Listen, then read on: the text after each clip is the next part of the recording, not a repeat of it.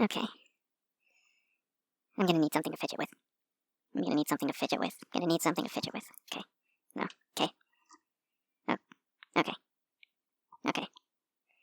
Okay. Alright, so this is recording. It's recording at this right now 10:25 hours. It's Wednesday, November 13th, 2019. So I'm trying to get back in the loop with these recordings because it's a journal.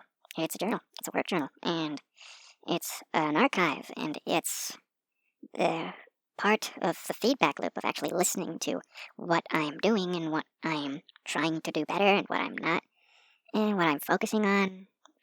Just all these things. And I got a goal for me is to try to make these more often. Now, the last recording was, I think it was over a month ago. Yeah, in September. Like right now it's November, so I went all of October without doing a recording. Now, there's a very good reason why. So the entire month of October was pretty interesting because right after my recording of September, circumstances, several things changed a bit. Not too much. Not too much, just a little bit. I'll go over a little bit of what happened, but what mostly happened is that I tried to enforce this new system. Well, this new, let's say, it's a new schedule with rest days, with project days. I'll talk about this more in a sec. And something happened where I hit a bit of a slump. So it seemed like I had still just a bunch of stuff all over the place somehow. My projects were just still in my head. They weren't like organized in as much as I would have liked to have them organized. And later on in the month, I had several like real life problems. It's like personal stuff and professional stuff. It's like they just kind of all piled up, and I had to just drop some things by the wayside a little bit. Again. Now I feel I'm getting back in the loop again. But yeah, just all of October was a good amount of downtime. So right now, luckily, I feel currently more motivated because of some new tools I have at my disposal. I'll get into some of them a little bit. And because I found a new way to organize my things. And, all the troubles are passing, and things are looking up in a bit more clear way. You can also notice that another reason I want to make these recordings a bit more regularly is because, well, as you can see right now, I'm a bit stumbly in my words. I'm just not used to recording that much. And I'm just glad I'm able to edit this, really. Like, last recording is going to need some pretty heavy editing, and I am not going to be able to get it all out. And I am not looking forward to editing that at all, because right now, to pull back the curtain a little bit, the pilot, at this very moment, the pilot episode has been out for a decent while, I'd say, and episode 2, I just finished the first prototype edit. It's like, if this prototype edit is good, then this is the version that's going out to the public. Like, it has been taken through the entire process. The only thing that's pending is listen to it one more time in a normal podcasting listening setting, and see if we can just go ahead and post it. Now, we're talking the second episode. I still need to go over another 4 recordings? I think 4 recordings, including this one, yes. I would like the editing to catch up with the recording. May or may not be possible, I don't know, but it's something we're getting done, and it's something that's a bit easier now that I've gotten the hang of it, so we'll see how that goes. Alright, but enough with the beating around and the update and the slump. We're going to talk the good stuff. Now, shortly after last recording, I gotta say, there has been a lot of stuff going on, but one of the biggest ones, if not the biggest one, I finally got my hands on a drawing tablet. An actual drawing tablet. It's like freaking finally. With help from my supervisor, I was able to better my financial choices, like just the way I handled money. I didn't do it very well. But thanks to him, I manage my money way better now. Still got little kinks in the system, but it's no deal. And I was able to get, finally, a drawing tablet. And it is amazing. Like, it's a little bit above the entry level, but I guess I could just tell you right now, it's a Wacom Intuos, the small model with Bluetooth.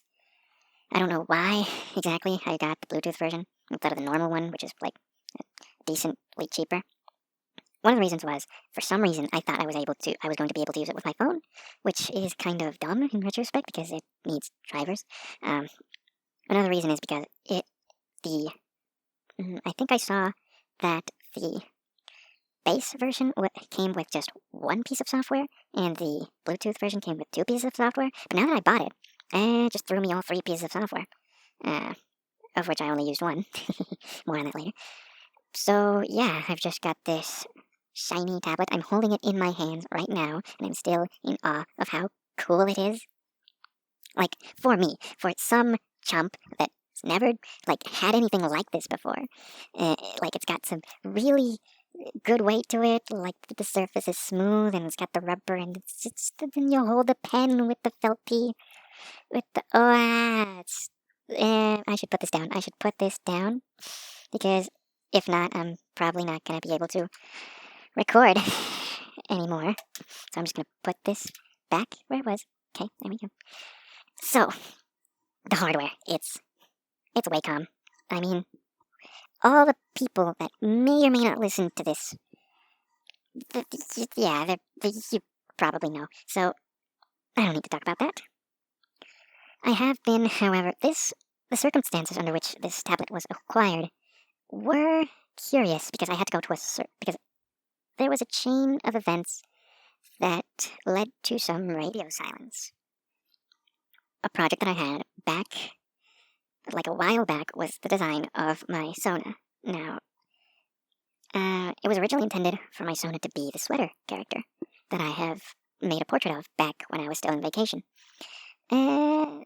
This character's only it's like a certain facet of mine, and I wanted to try a different approach with another character, and I wanted to make this character specifically focused on projecting more of me. So, it started with a drawing on regular old pencil and paper. Then I wanted to pass that over to digital. So I started working on, back then I still didn't have a drawing tablet. Back then my software of choice was Adobe Draw for Android on my phone. And I just started sort of sketching an outline when I had a conversation with one of my dear friends, my closest friends, who's also an artist. And I don't know how okay they are with me mentioning my name, but I will mention their handle. It's Trainsrave. I'll plug them in the show notes, in the description. Just link that up, because they're pretty good. They recommended me Medibang paint. They recommended it to me because I asked them, because I saw their art and thought, I was like, so you're also making on your phone? It's like, you're making this on your phone? It's like, how? With what? So I was really, really curious. So I got Medibang paint. Thing is, the progress I have made over in Adobe Draw, Adobe Draw is a very, very simplistic piece of software. It's very relatively easy to use, and you master it in a relatively short amount of time, maybe. Or taking into consideration that this is my first piece of software that I use for any digital drawing. Before this, I didn't draw digitally at all. At least not since high school. And high school I was using Colors 3D on my 3DS, so it's no comparison. I really, really liked the way vector drawing worked on Adobe Draw. Like you can zoom in a whole lot, but it'll never ever show you pixels, only the vectors, and working with that just puts your mind in interpreting lines, not pixels. I found that really useful. So, and being relatively simple, but at the same time decently flexible and decently powerful, I found it to be a very, very good entry-level program to use. And I took it and went with it. I'm looking, okay, I'm looking at my sweater portrait right now, which is probably the best piece I've probably made, like, ever, which is not saying much, but still. And I'm looking at it, and I see, like, the detail I was able to put into it, and the shadows, and I don't know, it's really, really solid for how simple of a program it is.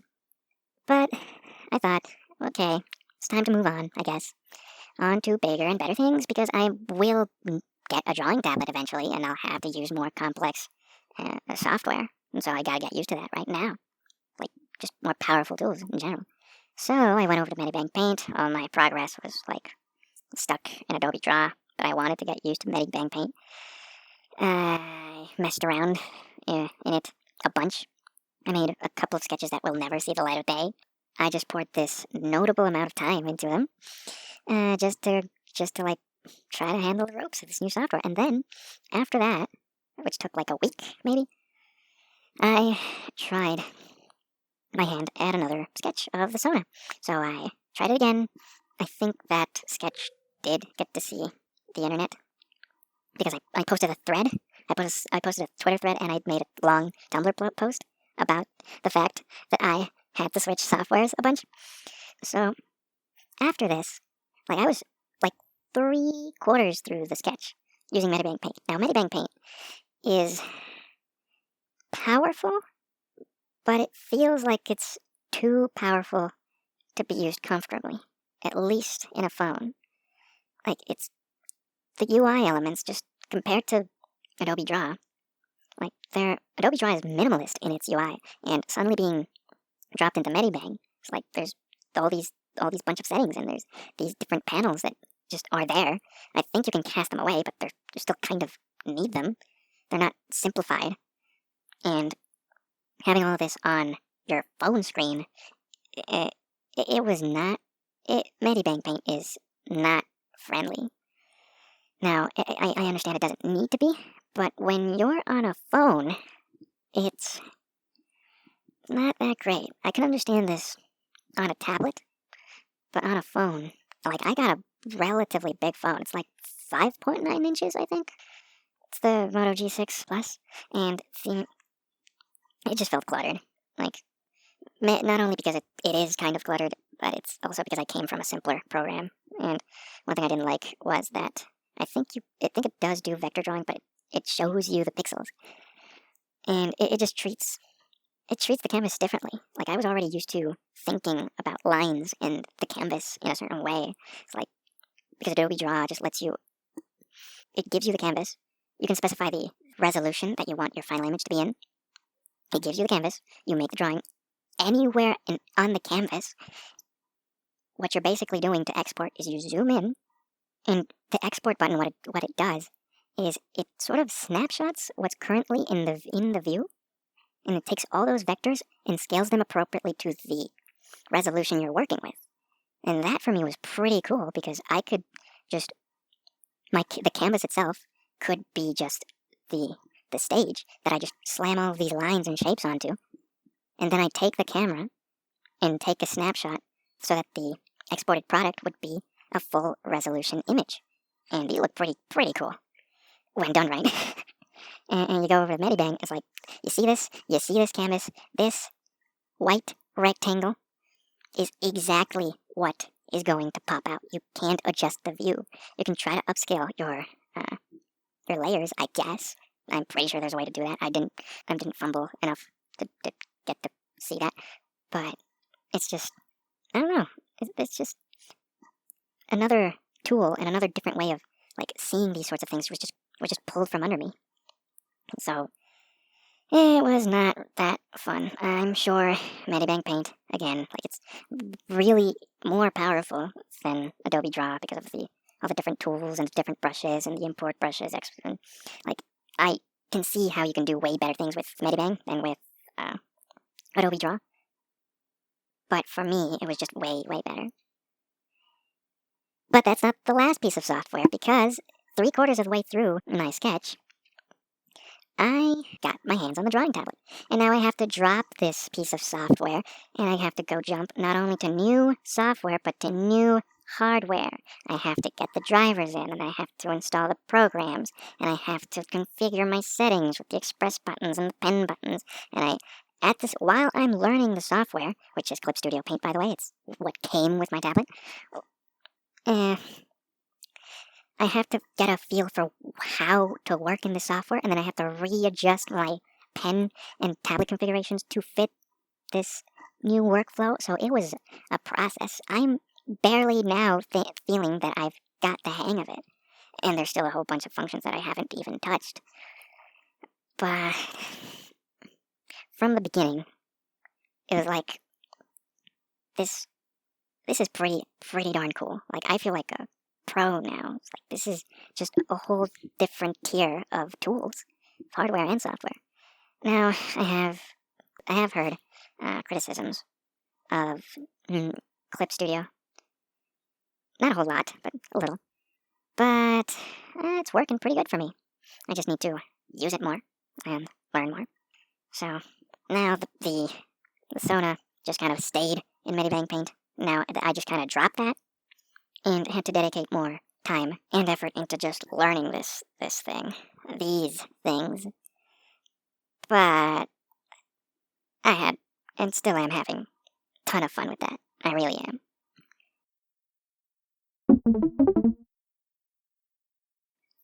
Speaking of fun, I started to get back in the loop with actually drawing and actually getting some practice, because with the slump and with the problems and with the thing from last recording,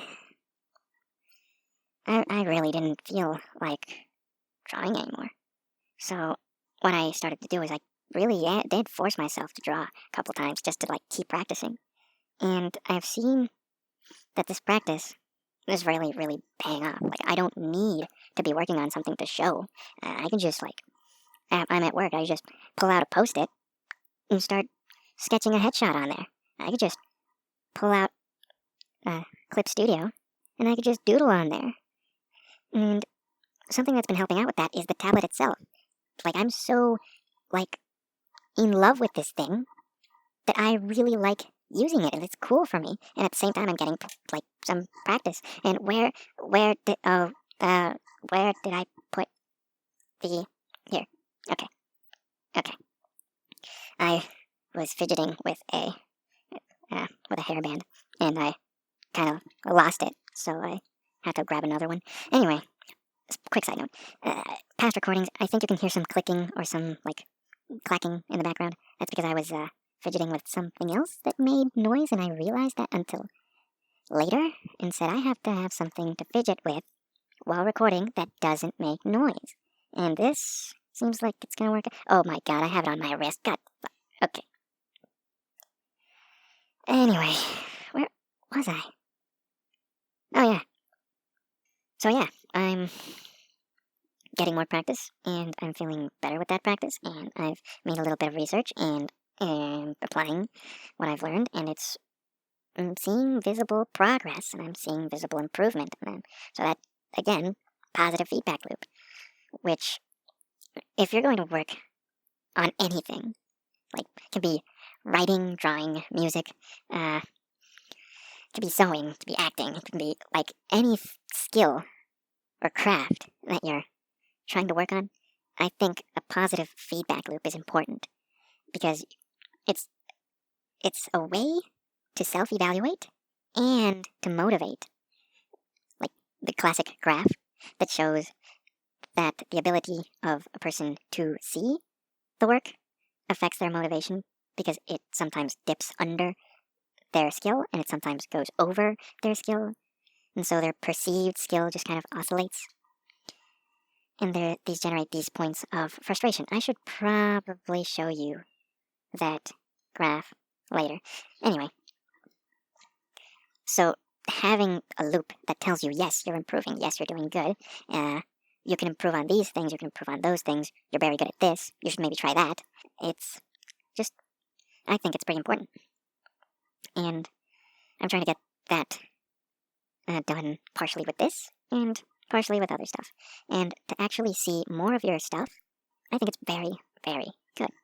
Something else I've done, is surround myself a little bit, just a little bit, with my stuff. One thing I did, for some reason, I was playing around with the printer at work, and I thought of maybe printing out my portrait, the sweater portrait. So I did. I did it in grayscale, and I taped it to a wall behind me, and I'm looking at it right now, and I have been seriously considering getting it printed like a photograph, and framed and hung, and along with maybe a couple of others. Maybe. I don't know, I'm just looking at it right now and I really, really like it still. I know I'm patting my own back, like, a lot, and I see some flaws, but I still think that's pretty cool. And it's a testament to what I can do. So I feel like having little tidbits of your stuff just for you to see just kind of reminds you of what you're capable of, and serves as a motivator. Another couple things that I have, like some sketches of Post-its from work. I inked them, and I now have them stuck on my desk in front of me. Again, like, I can see the flaws in the inking and the form, but seeing the good stuff, it helps me have in mind of what I could be capable of, and of course of what I could pay attention to. So yeah, that's that.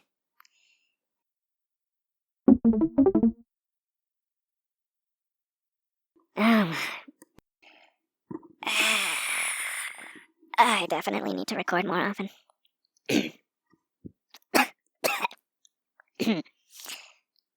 Okay, last thing.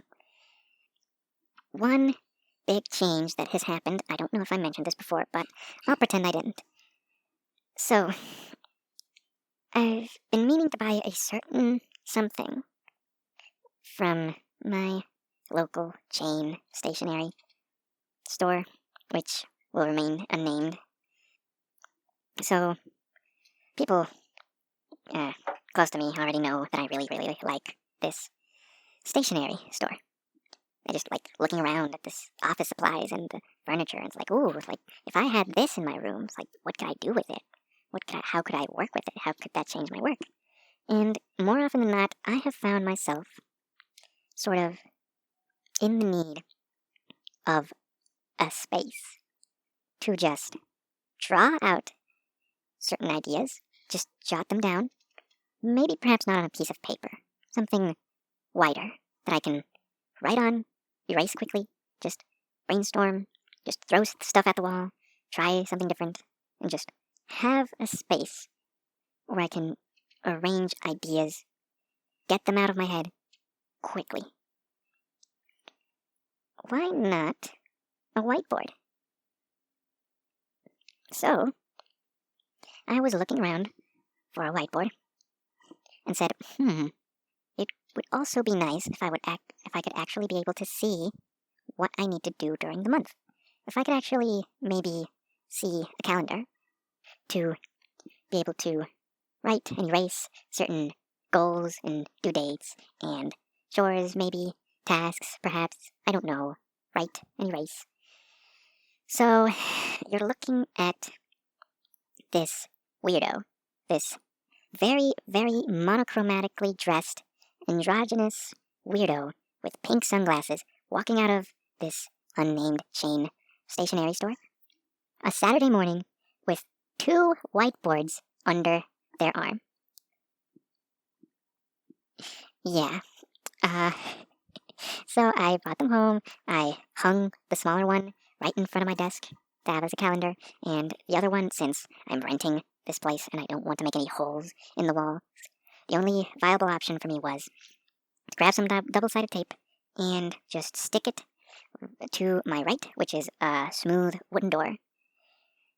And it has been pretty good.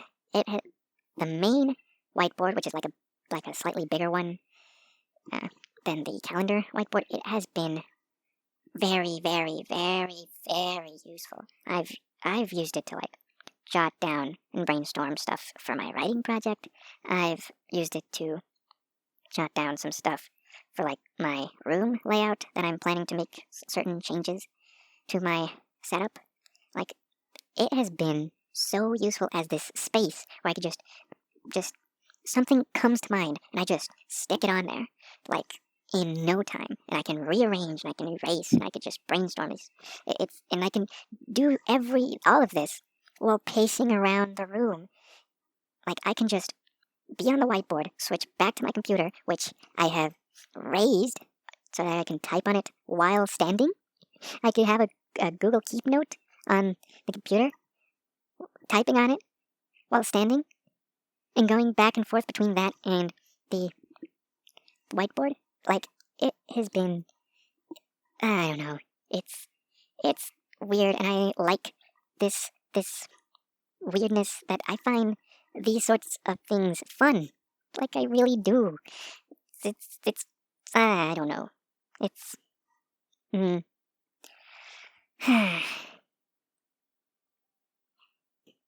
Anyway, now, the second whiteboard that is right in front of me is the calendar. On the calendar, well, there's all the days, and something that I have decided to do is, like I said, I scheduled all of my activities, including rest, on different days. So, errand day was moved to Tuesday because of a little intel I got from the ladies at the laundry place, at the laundromat, where they told me Tuesday mornings are actually less busy than Monday mornings, this contrary to what Google really says. So I was like, oh, thank you. And yes, they were right. So Tuesday is errand day. Wednesday and Thursday are project days, where I would work 3 sessions each morning and rest 1 whole session for each morning. Friday is the rest day, where all morning I really am not allowed to work on anything that isn't just a little bit of art practice. Nothing else. Saturday is another project day. Sunday is chore day, and if I don't finish the chores on Sunday, well, I can still do it on Monday. And if I did finish the chores, then Monday is completely off. And we get back to Tuesday, which Tuesday is my night off from work. So mornings, I would go do the errands, and at night, I would really take as much time as possible to rest. Something that I kind of am not doing right now, but that's because I want to break out of this slump, and I'm a bit inspired. But yes, I am. Okay. Let me take a look. I recorded all of the work I did today. Hold on. Let me just pull my phone. Okay. Because I need to limit this. Let me check. Okay. No. Okay. So, when was this? 3. Okay. So that's 1 session. That's 2 sessions. 3 sessions. Okay.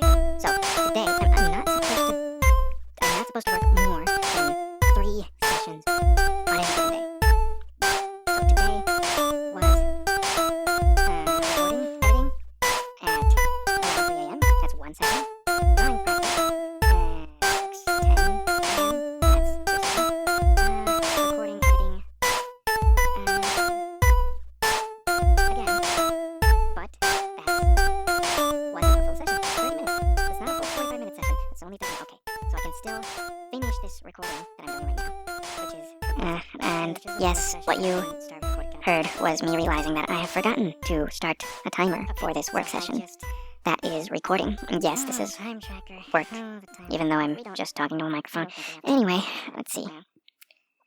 So, this schedule has sort of enforced itself at times, where I would actually feel like I need to rest. Like, I get home from work, and I say to myself, wow, I cannot do anything today. I'm just going to need to rest. But I take a look at the calendar, and it's because I feel like this because, it turns out today is rest day, coincidentally. There would sometimes be days that I get back from work, and I feel sort of like pumped, and I look around me and I say, hey, why don't we do some chores? And I look at the calendar, and surprise, it's actually chore day. This has happened not very, very frequently, but frequently enough that it feels like my current system is working. And I really, really like that. It's one of those little things that when you see it fall into place, and you see that this gear, that this cog fits perfectly, just slides in perfectly into your machinery, and you see it turn, and you see it make the thing work smoothly. And that's satisfying in and of itself. So yeah, I think, again, as it's important to note that with the golden rule, with schedules and deadlines and systems, is, just like a certain captain once said, they're not rules. They're more a set of guidelines than rules. They're, in theory, what an ideal week would look like. A schedule is, in theory, what an ideal day would look like. A list of tasks is what an ideal workday would look like. So, it's very important to keep that in mind. That's probably something that me from, I don't know, 6 months ago might have had some trouble with. But not anymore. Not anymore. No, sir. So, hey, so as you might have heard, the recording you just listened to was from November 13th, 2019. Right now, what you're listening to currently is me editing this. It's currently 05:02 hours on December 17th, 2020. What's up? Normally these recordings have like a sort of outro. It's like a recap of the whole thing. Recording got damaged upon like finalizing and stuff. So vast majority of the recording of the summary was damaged.